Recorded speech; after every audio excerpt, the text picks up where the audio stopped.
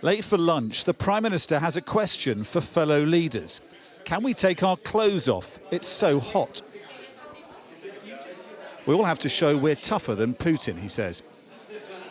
We've got to get the bare-chested horseback riding display, says Canada's leader Justin Trudeau. We've got to show them our pecs, says the Prime Minister. They may be mocking the Russian leader, but he'd already sent his message ahead of this summit. 14 cruise missile attacks against the Ukrainian capital. Mr. President, was the rocket strike on Kyiv a deliberate provocation to the G7? If he heard the question, President Biden wasn't answering, but had a second chance later. Mr. President, do you have a reaction to the Russian missile strikes on the apartment building in Kyiv?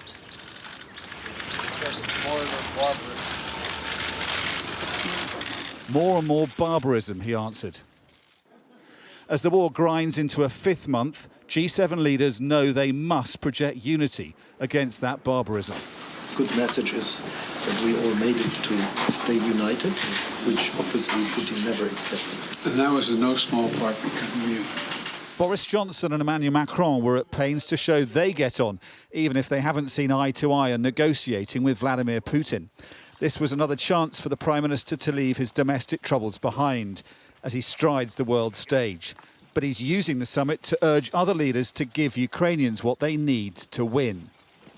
The price of allowing Putin to succeed, to hack off huge parts of Ukraine, to continue with his program of conquest, that price will be far, far higher, and everybody here understands that. It's a long way from this picture postcard setting, but Ukraine's war and its consequences overshadow this summit, worsening the chances of recession and soaring inflation and threatening mass hunger in the third world.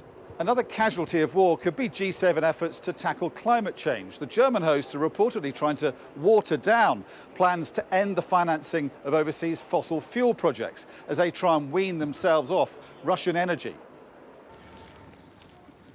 The longer the war goes on, the greater the pressure on these leaders to stand together and not buckle in the face of Putin's aggression.